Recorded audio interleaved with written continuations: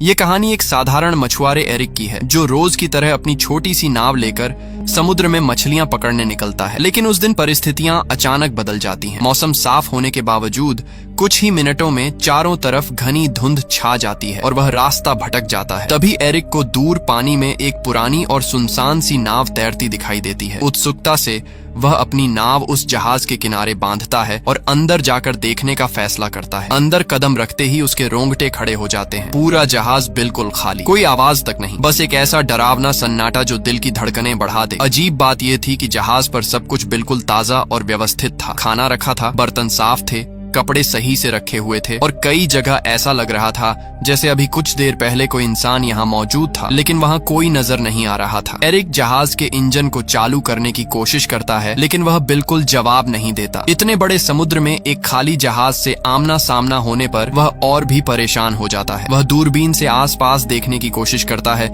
शायद कोई दूसरी नाव या मदद का संकेत मिल जाए, लेकिन धुंध इतनी घनी होती है कि कुछ भी दिखाई नहीं देता। आखिरकार वह कंट्रोल रूम में जाता है और रेडियो से मदद मांगने की कोशिश करता है। वह संदेश देता है कि यह जहाज समुद्र में फंसा है और किसी को उसकी आवाज सुनाई दे तो तुरंत जवाब दे। रेडियो पर मैसेज भेजने के बाद एरिक अपने जहाज की ओर लौटने के लिए डेक पर आता है, लेकिन जैसे ही नीचे देखता है उसका चेहरा सफेद पड़ जाता है। उसकी अपनी छोटी नाव वहाँ होती ही नहीं है, जबकि उसने उसे मजबूती से बांधा था। इतना ही नहीं, कुछ ही क्षण पहले तक फैला घना धुंध भी अचानक गायब हो चुका था और आसमान बिल्कुल साफ हो गया था। समय दोपहर का हो चुका था। उसे समझ नहीं आता कि यह सब कैसे और कब हुआ। अब उसके पास कोई दूसरा रास्ता नहीं था। वह वापस उसी रहस्यमयी जहाज में लौट जाता है और नक्शों के सहारे समझने की कोशिश करता है कि वह आखिर कहाँ पहुंच गया है। उसे जल्द ही एहसास होता है कि इंजन ठीक किए बिना यहाँ से निकलना असंभव है। वह पूरे जहाज में औजार ढूंढता है और घंटों की मेहनत के बाद इंजन को ठीक कर देता है। उसके लिए ये सबसे राहत भरा पल होता है, लेकिन समस्या अभी खत्म नहीं होती। वह फिर से रेडियो पर संपर्क करने की कोशिश करता है, लेकिन एक बार फिर कोई उत्तर नहीं मिलता। थका हुआ एरिक ऊपर की तरफ आता है और उसे अचानक पेशाब जाने की जरूरत महसूस होती है। आसपास कोई नहीं दिखता तो वह सोचता है कि जहाज के किनारे जाकर ही निपट लेता है, लेकिन जैसे ही वह किनारे पर खड़ा होता है अचानक कोई उसे जोर से धक्का दे देता है। वह सीधे समुद्र में गिर जाता है। तेज धार और हवा के दबाव में वह वापस ऊपर आने की कोशिश करता है, लेकिन बहुत मुश्किल से जहाज से लटकती रील को पकड़कर खुद को डूबने से बचा लेता है। हिम्मत करके वह धीरे धीरे खींचते हुए दोबारा जहाज पर चढ़ता है। अभी वह पूरी तरह संभला भी नहीं था कि दोबारा नीचे टॉयलेट जाने उतरता है। तभी अचानक कोई जोर से दरवाजा बंद कर देता है। शुरुआत में उसे लगा कि हवा से ऐसा हुआ होगा, लेकिन जब वह बाहर निकलने की कोशिश करता है तो ताला अंदर से बंद मिलता है। यह देखकर उसकी सांसें अटक जाती हैं। वह ताला खोलने की हर कोशिश करता है, यहाँ तक कि जेब से एक सिक्का निकालकर भी खोलने की कोशिश करता है, लेकिन कुछ काम नहीं आता। अब उसे यकीन हो जाता है कि इस जहाज पर वह अकेला नहीं है। कोई है जो दिखाई नहीं देता, लेकिन हर पल उसके आसपास घूम रहा है। किसी अनजान ताकत का उसे परेशान करने का इरादा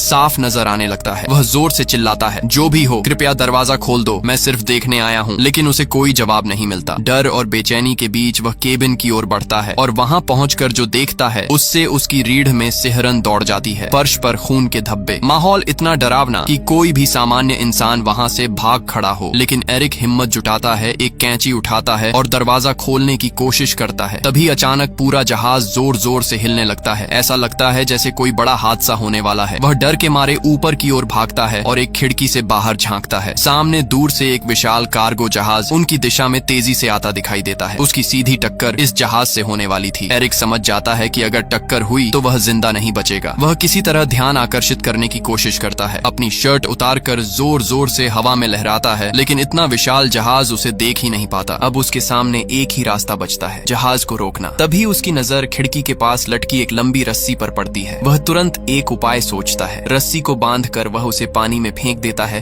ताकि जहाज की गति रुक जाए, लेकिन उल्टा मुसीबत और बढ़ जाती है। रस्सी इंजन के ब्लेड में फंसकर अंदर की ओर खींच जाती है और उसका फंदा सीधा एरिक के गले में लिपट जाता है। जोर की खींच से उसकी सांसें रुकने लगती हैं। हालांकि आखिरी पल में वह एक औजार से रस्सी काटकर खुद को किसी तरह बचा लेता है। रस्सी से गला जकड़ जाने की घटना के बाद एरिक की गर्दन पूरी तरह लाल पड़ चुकी थी। उसका दम घुट चुका था और वह लगभग मर ही गया था, लेकिन आखिरी क्षण में उसने अपनी बची हुई ताकत जुटाकर खुद को उससे छुड़ा लिया। इंजन में रस्सी फंस जाने से नाव की रफ्तार अचानक धीमी हो गई, पर यह राहत बस कुछ ही पलों की थी, क्योंकि सामने से आते विशाल कार्गो जहाज ने बिल्कुल भी रुकने के संकेत नहीं दिखाए। कुछ ही सेकंड में उस भारी जहाज ने उसकी नाव को जोरदार टक्कर मारी। ये टक्कर इतनी भयानक थी कि पूरा छोटा जहाज हिल उठा और एरिक फर्श पर जा गिरा। उसके सिर में गहरी चोट लगी और तुरंत बेहोशी छा गई। जब कुछ देर बाद उसे होश आया तो उसने खुद को फिर उसी बाथरूम में पाया जहां अब पानी लगभग उसकी गर्दन तक भर चुका था। लेकिन जो बात उसे सबसे ज्यादा भयभीत करती थी वह यह थी कि यह पानी समुद्र का नमकीन पानी नहीं था, बल्कि एकदम मीठा और साफ था, मानो कोई जानबूझकर उसे मानसिक रूप से तोड़ने के लिए हर कदम सोचे समझे तरीके से उठा रहा हो। थक कर टूट चुका एरिक अब विनती करने लगा, जो भी हो कृपया मुझे यहाँ से जाने दो। लेकिन पूरे जहाज में वही खामोशी थी जो हर बार उसे और भी ज्यादा डराती थी। भूख और प्यास से बेहाल होकर उसने शॉवर से बचे हुए पानी को पिया, पर कुछ ही क्षणों में वह भी खत्म हो गया। जब उसने सिंक से पानी पीने की कोशिश की तो पानी का स्वाद बदल चुका था, अब वह खारा था। इसी से उसे अंदाजा हुआ कि कहीं न कहीं जहाज में रिसाव हो चुका है और समुद्र का पानी अंदर आने लगा है। यह समझते ही उसकी घबराहट और भी बढ़ गई, क्योंकि इसका मतलब था कि यह नाव अब ज्यादा देर पानी पर नहीं टिक पाएगी। उसने दरवाजा खोलने की कोशिश की, लेकिन वह बाहर से बंद था। ऐसा लग रहा था कि कोई अदृश्य ताकत उसके हर कदम पर नजर रख रही है और उसे बाहर निकलने से रोक रही है। रात होने तक पानी लगातार बढ़ता गया और वह बहुत थक चुका था। आखिरकार थकावट से उसकी आंख लग गई। रात में समुद्र पर तेज तूफान आया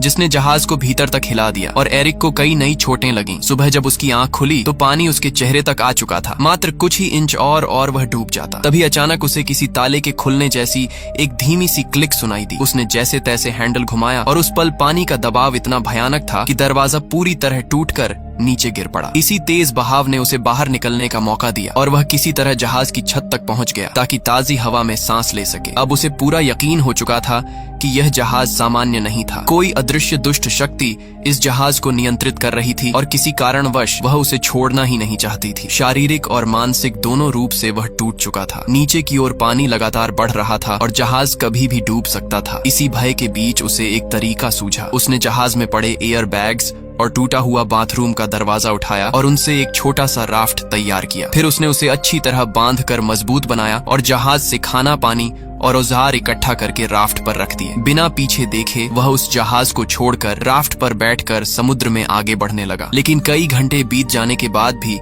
वह उस बड़े जहाज से ज्यादा दूर नहीं जा पाया। सबसे अजीब बात यह थी कि वह जहाज जिसे वह सुबह सुबह डूबता हुआ देख रहा था अब भी उसी हालत में बिना हिले डुले खड़ा था। उसे समझ नहीं आ रहा था कि इतना बड़ा रिसाव और इतना पानी भरने के बावजूद यह डूब क्यों नहीं रहा। तभी उसके दिमाग में एक विचार आया, अगर यह अभी तक नहीं डूबा तो क्यों ना इसे ठीक ही कर लिया जाए। वह वापस जहाज के पास लौटा और सबसे पहले रिसाव को ठीक किया। फिर पाइप और औजारों से एक अस्थायी पंप तैयार किया और धीरे धीरे जहाज में भरा पानी बाहर निकाल दिया। इसके बाद उसने नाव के बाकी हिस्सों की भी मरम्मत की ताकि आगे कोई दिक्कत न हो। काम पूरा करने के बाद वह फिर रेडियो पर गया और मदद मांगने की कोशिश की, लेकिन इस बार भी कोई जवाब नहीं आया। थका हारा वह फिर कंट्रोल रूम में लौटकर नक्शों को देखने लगा। जब उसने इंजन चालू किया तो उसकी उम्मीदें फिर टूट गईं। जहाज एक इंच भी नहीं हिला, मानो समुद्र ने उसे अपनी जगह पर चिपका दिया हो। वह पूरी तरह टूट चुका था कि तभी उसकी नजर दूर एक और जहाज पर पड़ी। यह देखकर उसके अंदर फिर से आशा की एक किरण जाग उठी। उसने तुरंत राफ्ट उठाया और पूरी ताकत से उस जहाज की तरफ बढ़ने लगा, लेकिन अचानक वह जहाज खतरनाक तरीके से उसकी ओर बढ़ने लगा, मानो कोई अदृश्य हाथ उसे एरिक की ओर धकेल रहा हो। एरिक ने रफ्तार बढ़ाई पर बड़ा जहाज और तेज हो गया। टकराने से ठीक पहले एरिक ने आखिरी कोशिश करते हुए राफ्ट से छलांग लगाई और समुद्र में तैरते हुए दूर जाती एक और नाव की ओर तैरने लगा। लेकिन जब तक वह वहां पहुंचा वह नाव पूरी तरह गायब हो चुकी थी। उसे अब पूरा यकीन हो गया था कि इस रहस्यमयी जहाज पर कोई बुरी शक्ति है जो उसे किसी भी हाल में यहाँ से जाने नहीं दे रही। उसने कसम खा ली कि चाहे जान चली जाए वह वापस उस जहाज पर नहीं लौटेगा। लेकिन समुद्र का पानी धीरे धीरे और ठंडा होता जा रहा था। उसका शरीर सुन्न होने लगा था। नीचे डॉल्फिन्स तैर रही थीं, लेकिन वह स्थिति इतनी खराब थी कि ज्यादा देर तक पानी में रहना असंभव था। ठंड से कांपते हुए पूरी तरह असहाय महसूस करते हुए आखिरकार उसने मजबूरी में उसी जहाज की ओर तैर कर लौटने का फैसला किया जिससे वह बचकर निकलने की कोशिश कर रहा था। वह इतना कमजोर और बीमार हो चुका था कि उसके पास सोचने की भी ताकत नहीं बची थी। वह चुपचाप एक कंबल ओढ़कर जहाज के कमरे में लेट गया और गहरी नींद में खो गया। अगली सुबह जब एरिक की आंख खुली तो उसकी पहली इच्छा थी कि वह हर हाल में इस भयावह जहाज से बाहर निकल जाए, लेकिन जैसे ही उसने उठकर दरवाजे की तरफ कदम बढ़ाया उसका दिल बैठ गया। कमरे का दरवाजा फिर से बंद था। वह अंदर फंस चुका था। यह नई मुसीबत उसे और ज्यादा तोड़ने लगी। उसे समझ नहीं आ रहा था कि आखिर यह जहाज उसके साथ ऐसा क्यों कर रहा है, किस ताकत ने उसे कैद कर रखा है। उसकी नजर अचानक कमरे के एक कोने में बनी छोटी सी लकड़ी की केबिन पर पड़ी। जैसे ही उसने उसे खोला, ऊपर की तरफ एक संकरा रास्ता नजर आया, एक वेंटिलेशन शाफ्ट जिससे शायद बाहर निकला जा सकता था। एरिक उस छोटे से केबिन में घुस गया जो एक बेहद तंग, अंधेरा और धूल भरा स्टोरेज एरिया था। वह कई बार ऊपर चढ़ने की कोशिश करता, लेकिन हर बार फिसलकर नीचे गिर जाता। गिरते हुए उसकी पीठ, हाथ और पैरों पर चोटें भी आईं, मगर वह रुका नहीं। बार बार गिरकर खुद को संभालकर आखिरकार वह वेंटिलेशन की खिड़की तक पहुंच गया। उसने पूरी ताकत से खिड़की को धकेला, झटके दिए,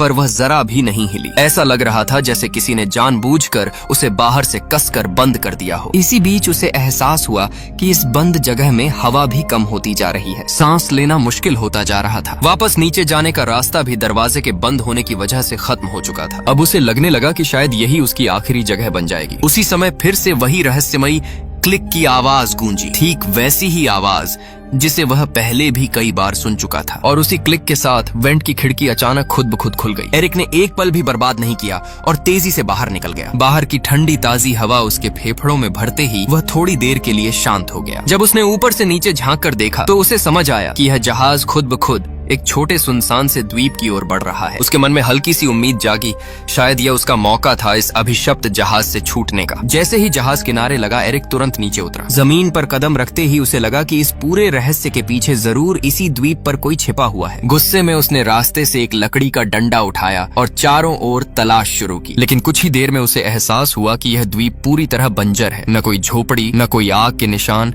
न पैरों के निशान। यहाँ किसी इंसान के होने का तो सवाल ही नहीं था। यह देखकर उसका गुस्सा अब डर में बदल गया। आखिर यह सब कौन कर रहा है? द्वीप से बाहर निकलते ही उसकी नजर एक अजीब दृश्य पर पड़ी। वही रहस्यमयी जहाज जिसने उसे यहाँ तक पहुँचाया था, अब शांति से समुद्र की सतह पर आगे बढ़ रहा था, मानो किसी और शिकार की तलाश में हो। यह देखकर एरिक को पूरा यकीन हो गया कि यह जहाज इंसानों द्वारा नहीं, बल्कि किसी अंधेरी खतरनाक शक्ति द्वारा नियंत्रित है। अगर उसे अपनी जान बचानी है तो उसे तुरंत इस द्वीप से निकलने का कोई रास्ता खोजना होगा। वह खोजबीन करते करते द्वीप की सबसे ऊंची चोटी तक पहुंच गया। वहां से उसे दूर एक और द्वीप दिखाई दिया, लेकिन वह इतना दूर था कि वह वहां क्या हो रहा है कुछ समझ नहीं पाया। फिर वह द्वीप के पीछे की तरफ घूमते हुए नीचे उतरा और तभी उसकी सांसें अटक गईं। वह ठीक उसी जगह पहुंच चुका था जहां से उसकी पूरी घटना की शुरुआत हुई थी। वही किनारा, वही वातावरण और सबसे चौंकाने वाली बात, उसकी अपनी छोटी नाव वहीं बंधी हुई थी, ठीक उसी स्थिति में जैसे उसने पहले दिन छोड़ी थी। यहाँ तक कि आसपास खड़े लोग भी